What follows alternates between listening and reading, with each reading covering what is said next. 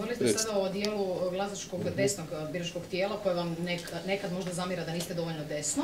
Ima li takvih mišljenja i unutar stranke koje bi možda da idete malo više desno i možda misle da vi niste dovoljno Može, ali što? desno? Može, ja ću otići odmah desno, samo nek mi kažu što točno, što mi danas zastupamo, Imate li takvi primjeri iza unutar čega stranke? stojimo. Ne, nego pitam što je to što mi danas radimo, a nije dovoljno desno. Objasnite mi, koji je to element? Dobro, ali očito je dio vašeg biračkog tijela otišao prema Zoranu Milanoviću. Može, ja zato i govorim. Je li on Kako više mislite desno prema od Zoranu HDZ-a? Milanoviću? Ne, on nije. On je ono Jer što jedan sam vam dio rekao. vašeg. Dakle, on je lažna desnica. Dakle, čovjek, evo primjerice Hrvati u BiH. Dakle, čovjek je išao na Komšićeve skupove.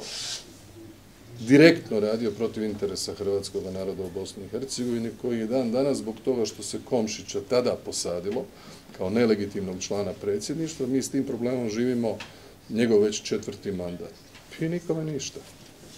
Ne čestita dan državnosti, krši ustav, vrijeđa ustavne suce, vrijeđa šefa SOA-e, ruši državu praktički zbog transparentnog odabira glavnog državnog odvjetnika, napada vojsku, Sabor podcjenjuje, nema program, plagira slogan i nije napravio ništa. I onda ljudi glasaju za njega. Dakle, to nema veze sa sadržajem. To je jednostavno stvar percepcije i silne želje ovog političkog spektra koji je u oporbi prema HDZ-u godinama, da barem kroz njega nekako kompenzira tu svoju političku vidljivost. To je cijela utakmica. Mislim, ja to doživljavam stalno, pa mi nije nešto čudno, ali malo danas to raščlanjujem da shvatimo o čemu se radi. Koja je onda tajna Zorana Milanovića? Skoro 50% glasova je dobio. Znači, nema program Nema tajne, nema nego... postignuća, nema ništa i skoro 50%.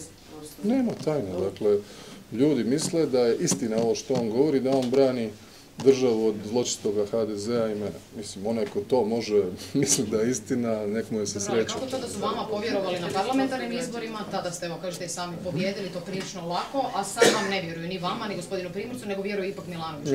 Ja ovim izborima nisam kandidat.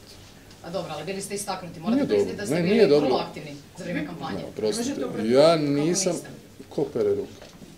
Ne, samo malo. Za razliku od Milanovića koji je bio kandidat za premijera, a nije smio biti po Ustavu, prestao je biti predsjednik svih građana kad je došao tamo na SDP-u glavni odbor, ovdje je kandidat Dragan Primorac. Ja ga legitimno kao predsjednik HDZ-a snažno podržavam i to je ogromna razlika. Dakle, ono što ja radim je sukladno zakonu, transparentno, sukladno svim mogućim pravilima i običajima politički.